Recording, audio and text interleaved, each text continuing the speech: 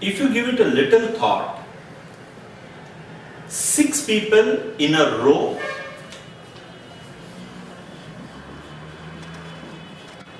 is 6 factorial ways. In a circle is 5 factorial ways. A rectangle has characteristics of linear as well as circular, and the answer is right in between of it, 3 into 5 factorial. I hope you enjoy the logic in that sense, right?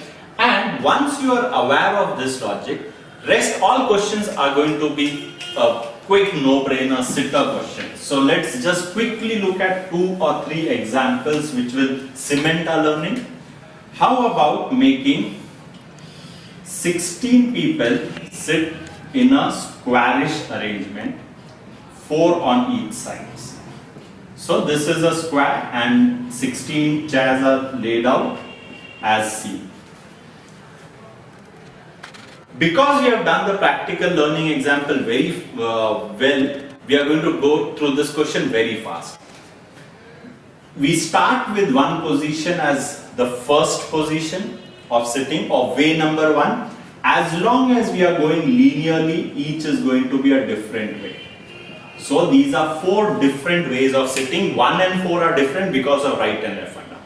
The moment you turn, you should think back and answer. Is this position a 5th way of sitting, or is it identical to any of the previous ones? So it again does not take a lot of understanding. When I am sitting at the first place, I am to the left end of the row. To the right end of the row, there are 3 people on my left side, and obviously a sort of circularity. If I sit in the position marked as question mark, it is the same situation. So this would be same as the first way of sitting, this will be same as second, and so on. For the first guy, there are only 4 different ways of sitting. The circular aspect comes in after here. And once he having chosen a position, all other so-called similar positions become distinct because we have a reference point. So for the remaining 15 guys, the number of ways would be 15 into 14 into 13, that is 15 factorial. Hope that is pretty clear. So there is a yet more circularity involved here. Hence the constant is a little less, 4 into 15 factorial. Interesting examples. How about 8 people seated on 2 circular tables, each table having 4 chairs, equi-spaced. Approach remains the same. First person to reach here, start with one position, immediately question yourself, is there another position identical to way number 1?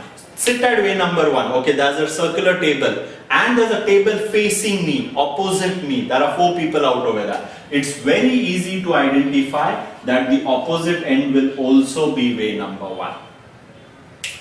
Is the ones that are adjacent, are these identical to the first way? Not really. In fact, here for one person, the other table is going to be behind his back, not facing him. So you need to keep these understandings. The reference should all be within themselves. So this is yet a different way of sitting which will be identical to this. Sit out over there. Oh, there are 3 people on my table and there's a table behind me. Sit the other side. There are 3 people on my table and a table behind me. As simple as that. So both identical. Yet a different position because this is not the so-called head positions. So way number 3. Sit there. Describe it. 3 people on my table, a table to my left hand side. Understand, we have already seen we need to move diagonally. If I go to this, this will be exactly the same. 3 people sitting on my table, a table to the left. So there are 4 different ways. The 3 and 4 differ with the other table being to the left or the other table being to the right. That is why the position numbers 3 and 4 are different. So for the first person, again there are 4 ways to sit, and for the rest of the 7 people, all would be different because it would be either on the same table as the first guy or on the other table. That would make every positions different in that case. The same logic could be continued. So one simple question, just to increase the complexity level, though we already are aware of the approach. So 4 tables,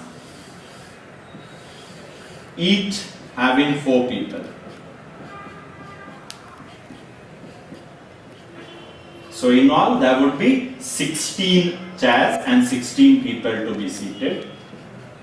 Any one position you could start. I'll start with this. This is way number 1 of sitting, method number 1 of sitting.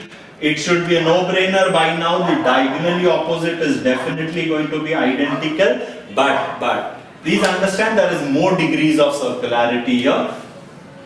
As in a square, it was not just the diagonally opposite, it was also on the adjacent side. Here also, the position I am marking now is same as the earlier ones. All you need to do is sit and imagine and describe. I am sitting in this position, 3 people on me, a table opposite me, a table to the left of me, diagonally. If I sit here, I am facing upwards, 1 opposite me, 1 to my left and 1 diagonal. If I sit here, I am facing inwards, 1 opposite, 1 to my left, 1 diagonal. So hope you have got the logic. So similarly, all of these are going to, even this is going to be the same method. Each inside one is going to be identical. Hang on. Way number 2, let's see, we are sitting out on a way number 2. We can see a table in front of me, 1 to my back. And I'm looking inside, so 1 is to my left hand side. So that would be same as,